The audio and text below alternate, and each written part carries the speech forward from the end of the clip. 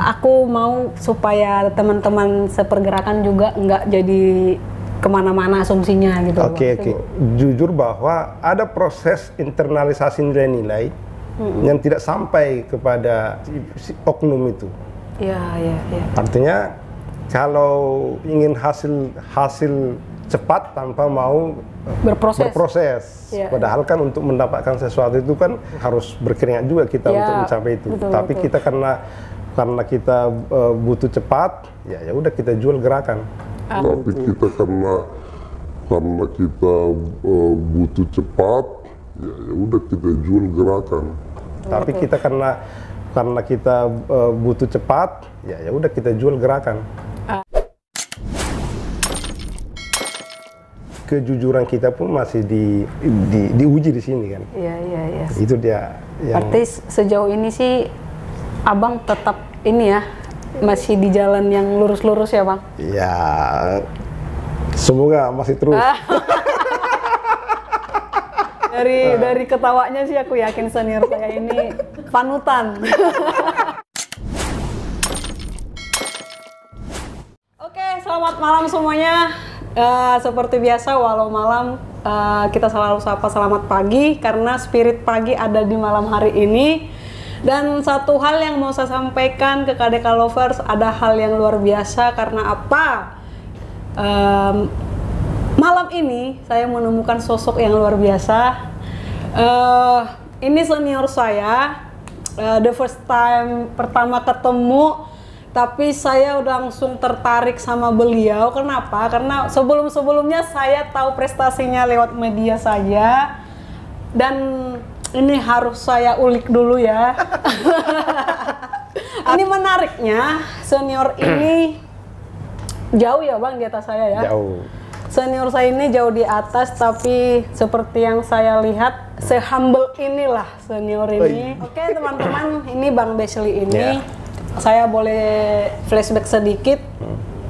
Senior saya yang 97 ya Bang? 98. 98, saya 08, 10 tahun. Senior saya 10 tahun. Tapi kelihatan sebaya ya? Itu dia. Aku yang muka tua bang ini yang terlalu muda. Yang jelas saya tahu sedikit dan mudah-mudahan benar kalau bahwasanya abang ini pernah ketua di satu pergerakan Kristen saat mahasiswa, ketua komisariat di, aku sebut merek aja, GMKI No Mention ya bang. Iya. Nah ini waktu saya mau tanya-tanya soal dulu, boleh kali ya bang? Boleh. Dulu. Kan lebih enak cerita dulu. Waktu ketua, di saat ketua komisariat di GMKI, kita tahu GMKI ini identik dengan kekritisan. Saya sangat jujur, walaupun saya tidak pernah jadi pengurus seperti abang ini, secara pribadi saya bangga mengenal GMKI.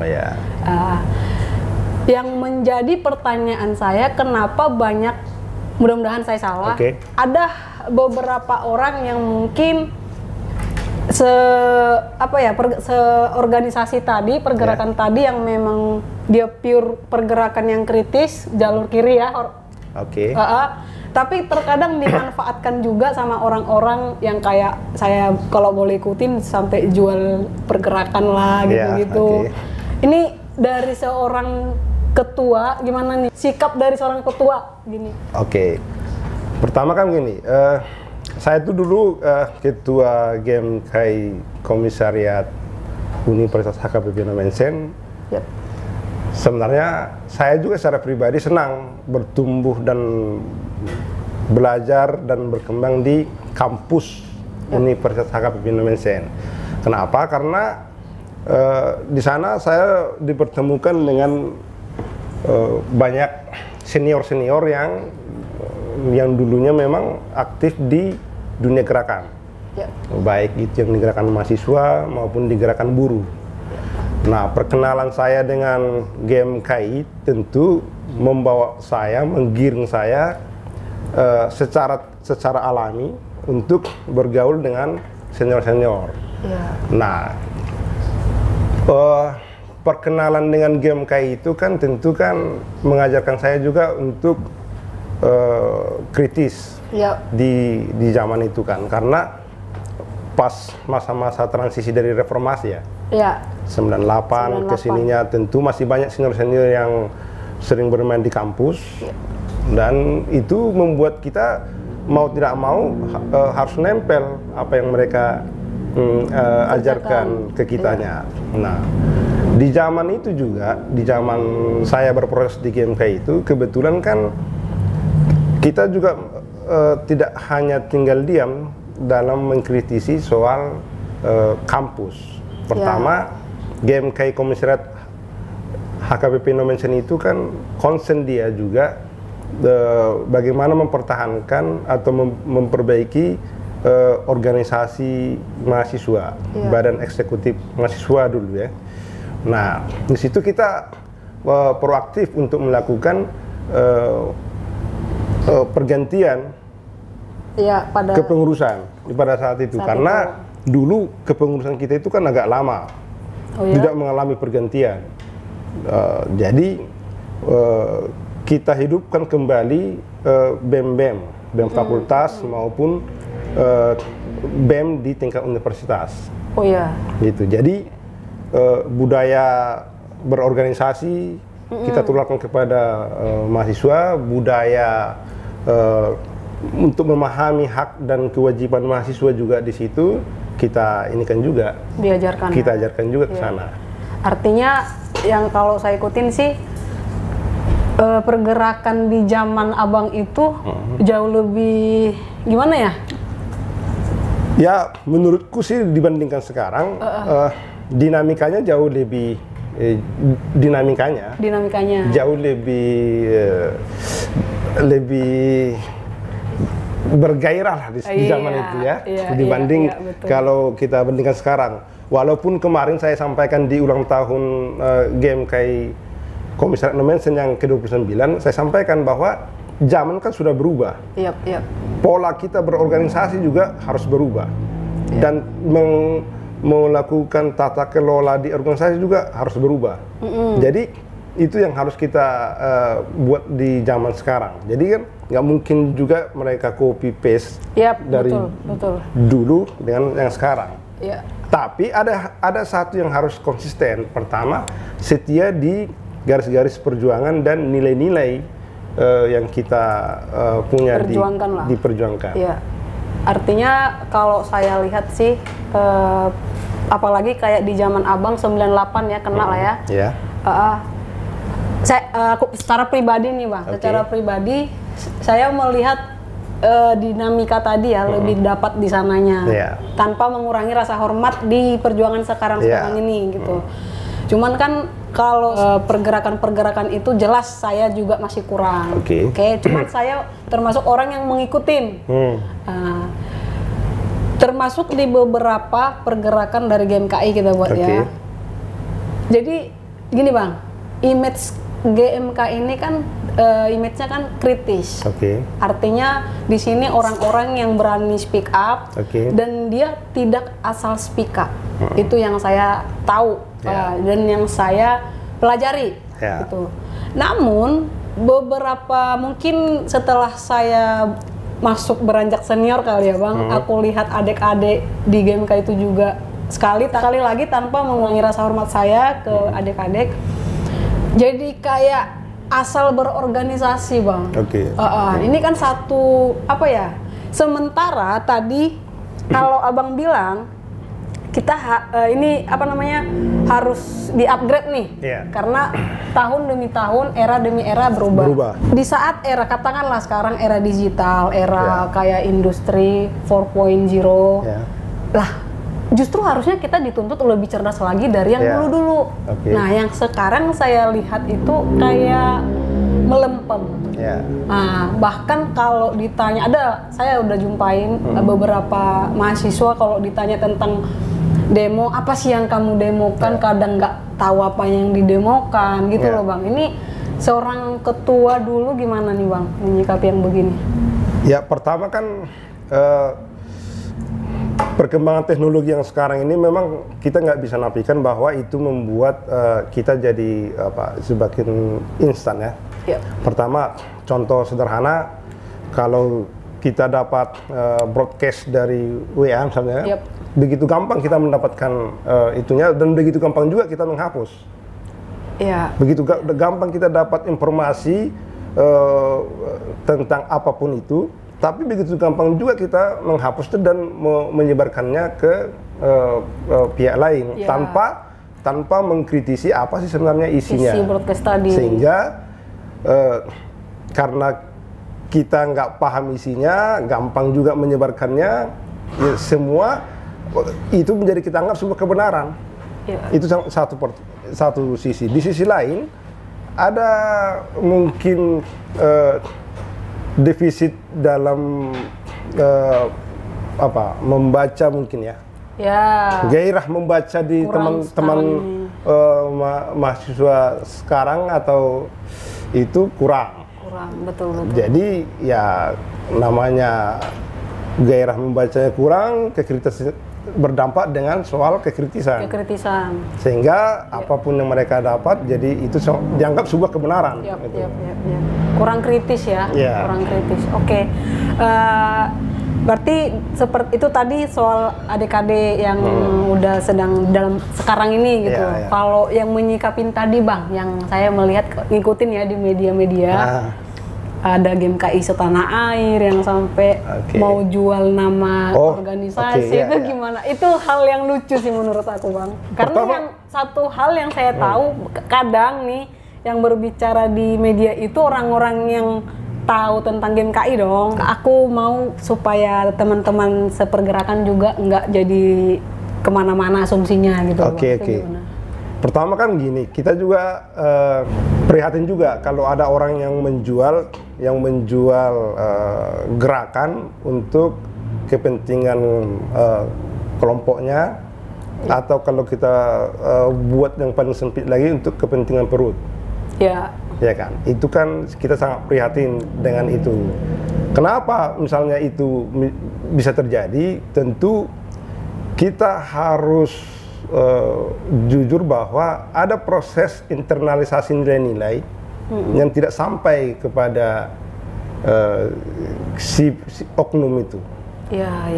Artinya kalau internalisasi nilai-nilai organisasinya itu maupun dia di organisasi apapun, itu kan tentu punya nilai-nilai.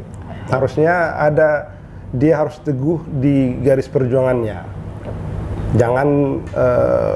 Jangan dia melakukan itu mengabaikan nilainya yang dianut organisasinya. Yang udah ada di dalam. Iya. Artinya kembali lagi lah ya ke personilnya lagi. Tapi ada juga yang budaya instan sih sebenarnya. Kalau pingin hasil cepat tanpa mau berproses. Padahal kan untuk mendapatkan sesuatu itu kan di ajaran Alkitab juga kan harus berkeringat juga kita untuk mencapai itu. Betul. Tapi karena kita butuh cepat, ya udah kita jual gerakan. Karena kita butuh cepat, ya udah kita jual gerakan. Karena kita butuh cepat, ya udah kita jual gerakan. Itu kan situ yang menjadi salah semua. Iya. Yang salah tadi itu kalau sikap dari Ketua Bang Besli ini gimana nih? Ya kalau gimana? Kalau sikap terkait itu kan ini kan kepada lebih condong kepada pribadinya. Ya kalau pribadinya keropos, pribadinya keropos kan ya mau tidak mau menggampangkan segala hal jauh lebih nyaman bagi dia. Justru orang-orang yang demikian malah udah nyaman di yang begitu-begitu ya. Kan organisasi kan sebenarnya mengajarkan kita kolektif. Betul. Hidup kolektif, bekerja secara kolektif atau bergotong royong. Jadi kan kalau kita paham tentang itu, tentu kita nggak mau jalan sendiri. Ini kan sebenarnya kan perbuatan oknum sebenarnya. Ya, Oknum yang bermain sendiri, dia mengabaikan nilai-nilai itu, dia mengabaikan semangat kolektif. ya teman-teman seperjuangan gitu ya. Artinya kembali lagi ke titik tadi ya Bang. Oke, saya mau lihat sih pandangan dari Ketua Komisariat tahun 2001-2002 ini cukup ini ya, tidak mau menyudutkan pihak manapun.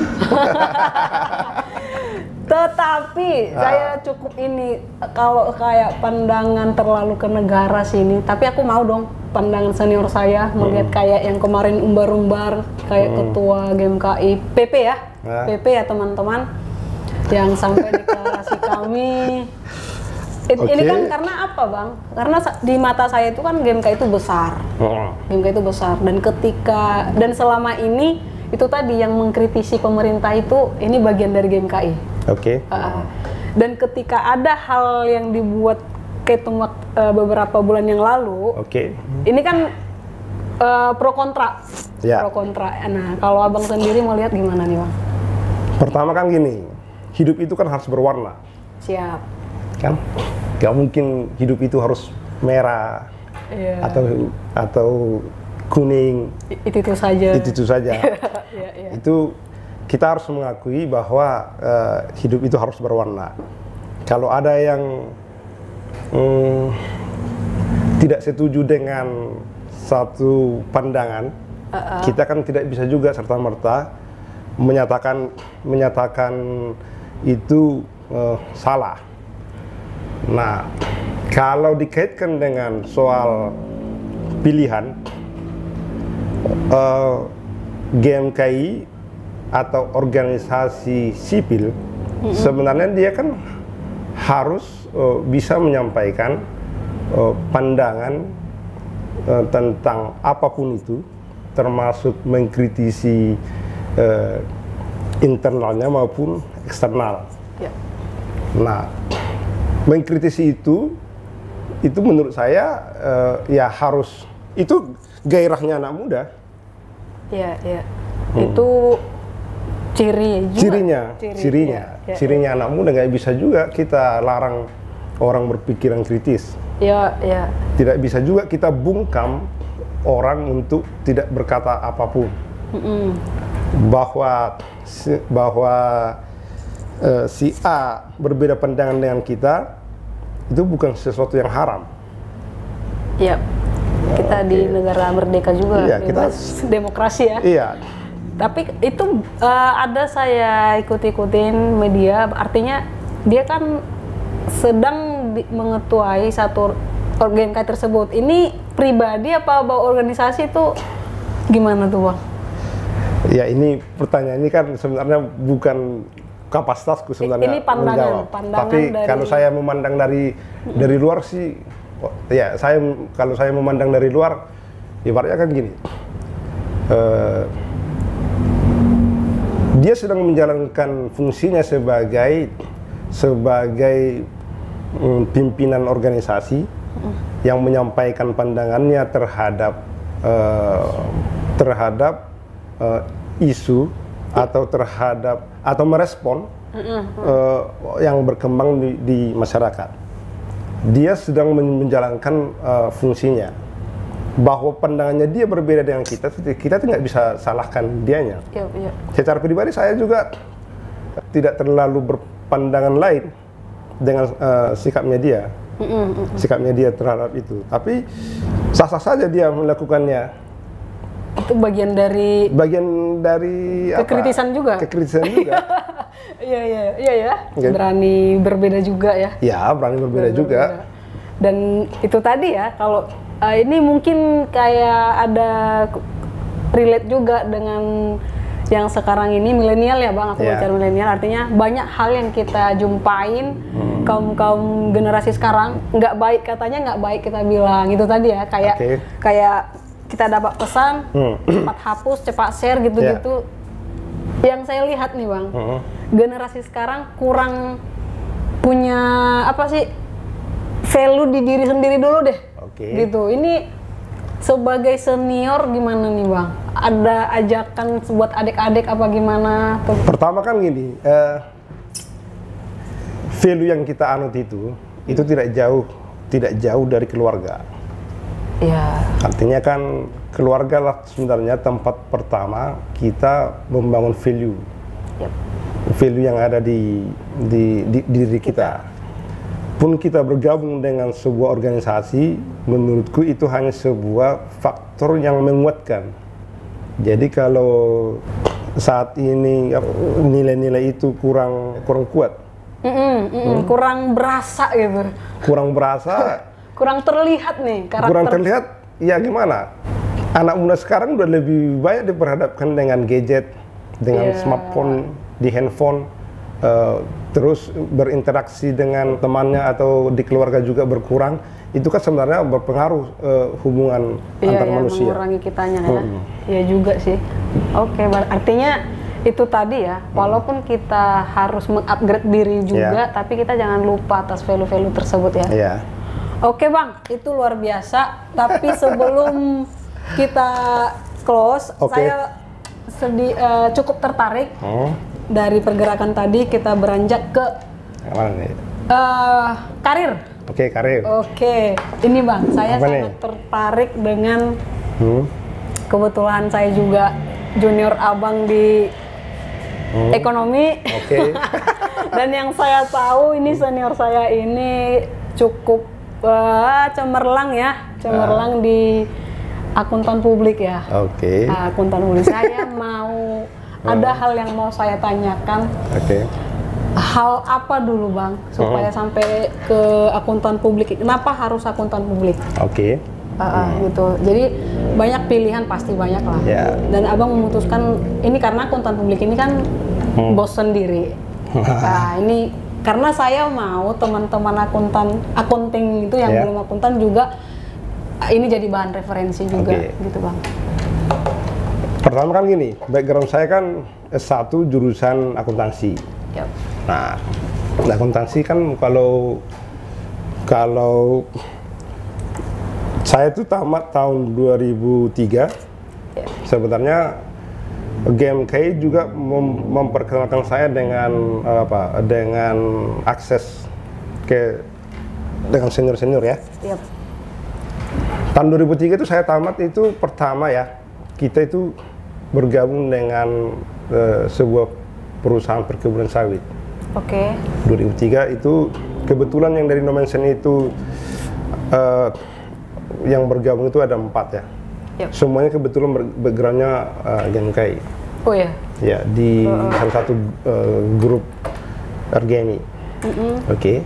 Perkenalan saya dengan dunia auditor tentu kan tidak langsung begitu tamat langsung berprofesi di situ. Iya, iya. Ada proses. Ada proses menuju ke sana. Nah, sebagai seorang mahasiswa yang aktif di organisasi, tentu saya harus berpikiran bahwa kita juga harus punya kompetensi. Oke, setuju. Kompetensi di bidang kita. Mau kalau dia anak hukum ya kompeten lah di bidang itu. Kalau dia anak akuntansi ya kompeten lah di bidang itu. Nah, salah satu menjadi pilihan saya adalah di dunia ini. Maka saya juga mengambil pendidikan profesi akuntan. Yep. Itu di Jakarta. Setelah melewati beberapa pekerjaan. Kenapa mengambil dunia auditor? Ya, karena menurut saya ini salah satu pekerjaan yang membuat kita mengandalkan kompetensi kita, mengandalkan semua skill yang ada kita, soft skill maupun hard skill. Jadi menurut saya sih ini jauh lebih pas dengan kitanya. Lebih memang ini bagian kita, iya, gitu ini ya. Bagian kita. Dan sepanjang di auditor ini, Bang, artinya ini kan berhubungan ke setiap perusahaan, internalnya perusahaan. Hal-hal yang dialami yang sering kalau bisa dikatakan terjebak dengan idealisme pribadi gitu gimana tuh, Bang? Ya pertama kan ini kan punya kode etik ya. Ya. Kita berkecimpung di dunia ini tentu kan harus memegang teguh pada kode etik. Satu. Kemudian ini kan pekerjaan yang membutuhkan integritas. Yes. Artinya memang semua pekerjaan sih butuh, Iya. butuh. Tapi karena ini menggunakan kita berhadapan dengan data orang, tentu kita harus menjaga benar yang namanya Betul, data. Jadi betul. kejujuran kita pun masih harus diuji di sini kan. Iya, iya, iya. Itu dia yang Berarti sejauh ini sih Abang tetap ini ya, masih di jalan yang lurus-lurus ya Bang? ya semoga masih terus.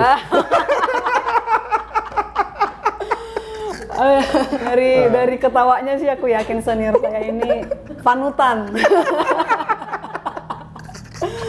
Luar biasa Bang. Karena gini, saya sering dari pengalaman mungkin ini masih sedikit pengalaman saya, tapi kalau saya pribadi Bang, sering disepelein ya anak akuntansi ini. Oke. Ya, sering disepelein dan saya selalu berusaha berbuat yang terbaik. Mungkin kayak saya enggak di bidang saya pun, saya harus menekuni bertanggung jawab atas apa yang saya kerjakan. Iya, iya. Saya mau termasuk ini, Abang ini sudah menunjukkan bahwasanya akuntansi itu enggak serendah yang dipandang orang gitu. Oke, iya, iya, iya. Dan ini jawaban dari pandangan-pandangan orang yang menganggap ekonomi itu gampang gitu loh Bang. Sarjana ekonomi itu gampang, apa namanya? Sarjana seluruh umat gitu loh. Nah, ini jawaban untuk itu, artinya nggak mudah ya Bang. Nggak mudah karena untuk jadi seorang auditor pun banyak hal yang diproses. Betul. Ya Bang ya. Iya. Dan untuk berproses di auditor ini pun seperti yang tadi bukan hal mudah. Kejujuran segala macamnya itu ini diuji di sini ya Bang. Iya. Ada kejujuran, selain kejujuran juga kompetensi skill ya. Kompetensi kita juga kan harus di ini juga. Betul, luar biasa sih. Oke Bang, saya yakin teman-teman akunting di luar sana tetap semangat dengan profesinya. Iya betul. Sebelum kita beranjak lagi Bang, boleh ya? Boleh. Kebetulan Bang ini wadah yang bergerak dari kegelisahan perempuan. Oke.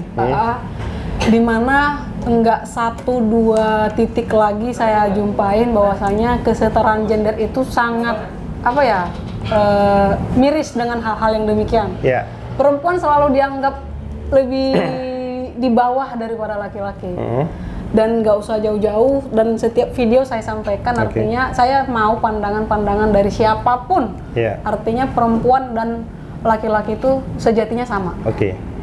Namun dari berbagai kebetulan juga saya punya beberapa pengacara, banyak hal yang kayak perceraian, KDRT pokoknya nggak di situ pun, di beberapa titik pun ada hal-hal yang selalu menyudutkan perempuan, menganggap perempuan. Ini Bang, dari seorang abang laki-laki yang sudah berkelana kemana-mana, gimana Bang melihat persoalan-persoalan kesetaraan gender? Pertama, kesan ini, perempuan dan laki-laki itu segambar dengan Allah. Imago Dei. Itu katanya kan. Tentu perempuan itu pada dasarnya sama dengan laki-laki. Dalam secara umum ya. Maka kritisan kita juga, atau koreksi, karena saya sudah pernah menikah baru sekali dan diberkati secara Kristen, kan di situ kan ada sampaikan bahwa perempuan itu diciptakan setelah laki-laki. Seolah-olah perempuan itu kelas 2. Seolah-olah ya. Seolah-olah. Maka gereja juga harus mengubah liturginya itu. Iya. Gimana tuh Bang? Ya, jangan lagi disampaikan bahwa perempuan itu diambil dari tulang rusuknya, sehingga laki-laki dulu baru perempuan. Jadi kayak di nomor 2 ini. Nomor 2. Kalau masih itu yang dianut, maka perempuan akan menjadi selalu kelas 2. Itu dari sisinya kan. Bahwa bagaimana teksnya di Alkitab mungkin ya yang paham lah, tapi secara umum kita kan melihat itu kan, melihat itu isinya seperti itu. Betul. Jadi mungkin yang bisa dipakai pesannya mungkin kepada umat kan, bahwa perempuan dan laki-laki adalah segambar dengan Allah. Sehingga kalau kita segambar dengan, maka tidak ada perbedaan di antara kita. Iya, harusnya demikian ya. Harusnya demikian. Oke. Semoga para pendeta atau yang merumuskan liturgi itu bisa merubah itu kan. Iya, betul. Itu yang pertama. Yang kedua gini, karena saya juga orang Batak, Yap. kecenderungan perempuan selalu menggunakan misalnya Meliana, Boru, Simajuntak. Dia pakai BR. Seolah-olah dia mau membedakan sama gue ini perempuan. Oke. Kenapa nggak dibuat aja Meliana, Simajuntak? Udah. Itu dari sisi suku. Itu yang membuat bahwa selalu ada pengelompokan antara perempuan dengan laki-laki. Iya. Ada perbedaan. Terkadang yang perempuan juga membuat pengelompokan. Iya, perempuan juga selalu memberikan kode bahwa aku perempuan ya. Yap. Dari mana kau perempuan? Meliana, BR, ada BR, Simajuntak. Meliana, Simajuntak, selesai. Padahal sama loh artinya. Sama kan? Iya, betul. Oke. Itu pandanganku dari sisi selaku agama Kristen dan juga orang Batak. Iya. Artinya memang kedua kelompok ini cenderung memang selalu kental pembedaannya atau pengelompokannya laki-laki dan perempuan. Yap. Oke, berarti abang sepaham ya bahwasanya tidak ada pengelompokan antara laki-laki dan perempuan. Nggak ada, sama aja itu. Oke. Perbedaannya hanya yang satu melahirkan, yang satu menstruasi, ya kan? Iya. Yang satu kan enggak. Itu udah soal biologis Itu ya, soal Bang? biologis. Yang pasti soal kesetaraan kita sama. Kesetaraan ya. Ya, artinya kalau abang bisa jadi auditor, aku juga bisa. Iya dong. Iya. Kalau aku bisa jadi ketua di satu kelompok, ya tentu ya yang perempuan juga harus bisa dong jadi ini. Iya. Ini benar-benar the real ketua sih. Oke, Bang. Oke. The last aku mau ada close statement dari abang. Oke. Perihal perempuan, karena saya sedang speak up soal perempuan, Bang. Oke. Pandangan abang, kalau ada 3 kata dari abang, perempuan itu apa? Perempuan itu hebat. Perempuan itu hebat. Hebat. Ya. Satu lagi? Mungkin dia hanya satu kata bisa sampaikan sama bahwa perempuan itu hebat. Dia bisa melahirkan. Oke. Dia bisa melahirkan, menstruasi, apalagi ya? Yang nggak bisa laki-laki lakukan. Oke. Kan itu dia. Berarti abang sepakat ya kalau perempuan itu perempuan hebat. Ya. Bilangin dong, Bang, sama teman-teman KDK Lover kalau perempuan itu hebat. Karena gini, Bang, saya sering menjumpain orang perempuan ya yang insecure, dia nggak tahu apa kapasitas dirinya gitu loh, Bang. Oke. Ini kegelisahan saya dari situ, Bang. Artinya saya sangat, mungkin kalau abang tahu ya Batam itu seperti apa, di sana selalu perempuan itu dianggap rendah banget gitu. Jadi saya sangat terbeban dengan hal itu gitu loh, Bang. Iya, itu sebenarnya, Bang. Jadi saya pengen memberi semangat ke mereka lewat termasuk abang nih, laki-laki aja mengatakan kalian hebat loh ya, masa dirimu sendiri nggak gitu loh, Bang. Berarti sepakat ya, Bang? Sepakat. Say sesuatu dong, Bang, sama perempuan-perempuan. Halo KDK Lovers. Pertama kan kita harus mengakui bahwa perempuan itu hebat. Yang kedua, jangan pernah merasa perempuan itu seperti anak Raja Wali yang berada di kandang ayam. Oke. Jadi dia melihat burung Raja Wali terbang tinggi, waduh ini hebat ini burung Raja Wali, ya kan, gagah perkasa. Padahal dia sebenarnya mampu untuk melakukan itu. Betul. Sebenarnya dia itu juga anak Raja Wali yang berada di kandang ayam. Padahal dia mampu sebenarnya. Mampu sebenarnya seperti itu. Jadi itu jangan lagi ya. Jangan lagi. Oke. Itu ya, Bang. Itu dong. Itu pesannya, Bang. Oke, terima kasih seniorku, dan KDK Lovers harus bersyukur malam ini kita diperhadapkan dengan orang hebat ya. Dan saya berharap one day kita bisa ketemu lagi dengan senior ini dan akan ada lagi pembahasan yang lebih segar ya, Bang. Boleh. Oke, Bang. Thank you, Bang. Thank you.